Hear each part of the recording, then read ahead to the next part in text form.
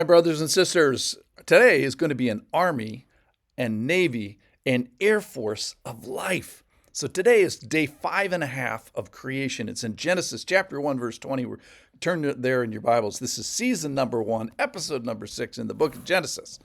So we find that the Lord is going to make a creation force on air and land and sea, and it's going to reproduce life, and things are going to be moving. None of this stuff existed before.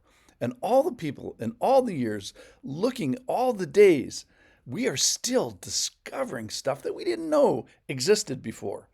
So join me as we discover what happened on day 5.5 of creation. All that swarms, all that flies, all that creeps on water, air, and ground. It's like God building a navy and an air force and an army of life. Here it is, Genesis chapter 1, verse 20. And God said, "Let the waters swarm with swarms of living creatures. Let the birds fly above the earth across the expanse of heaven." So God created the great sea creatures and every living thing that moves, with which the waters swarm according to their kinds, and every winged bird that according to its kind. And God saw that it was good. And God blessed them, saying, "Be fruitful and multiply, and fill the waters in the seas, and let the birds multiply on the earth." And there was evening and there was morning on the fifth day. And God said, so I'm going to go 5.5 here. And God said, "Let the earth bring forth living creatures according to their kinds, livestock and creeping things, and beasts of the earth according to their kinds." And it was so. And God made the beasts of the earth according to their kinds, and the livestock according to their kinds, and everything that creeps on the ground according to its kind. And God saw that it was good. So some of the unique things that have been reproducing since creation, since this day, on day 5.5, we don't even know about yet. No one has ever seen them, or at least they've never noticed. So let's have the joy of discovery here today that any scientist or biologist or marine biologist would have, just like Adam had on the days when he discovered all this. So, when was the last living thing that you saw in amazement? Maybe you saw a bobcat or something, or a manatee, or a wahoo fish for the first time, or maybe a species of bird that you've never seen before, a kiwi bird or something, or maybe you went to a zoo and saw a Komodo dragon for the first time, or a red panda. The Lord, on day 5.5 here, is creating everything that swarms and moves and flies and creeps and swims. So it's in the water and in the air and on the ground. It's like a navy and an air force and an army that the Lord has made battalions of life, legions of birds, a cavalry of creepers, fleets of sea power. The Lord makes a force of life by the power. How does he do it? By the power of his creation. And he does it by speaking. Just by speaking is the way I was terming it myself. But though it clearly understates the power and the truth of the way that the Lord speaks.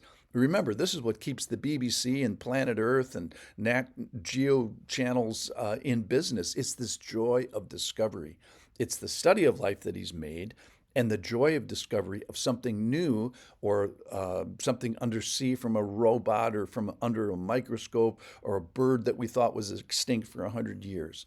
What this doesn't say, however, is yes, what a wonderful creature that swarms or flies, and then does the next step, which is, wow, what a great creator that we have. So there's one thing that nobody has ever done anything but find, and that is find life and find life adapting. So no one has ever made life, so that is to take something that wasn't alive and made it alive. So there is an adaptive thing where you take things uh, that start with life and you end up with life. But nobody has ever taken things not alive and made them alive without first starting from something that was alive. So life has never been reproduced on this planet.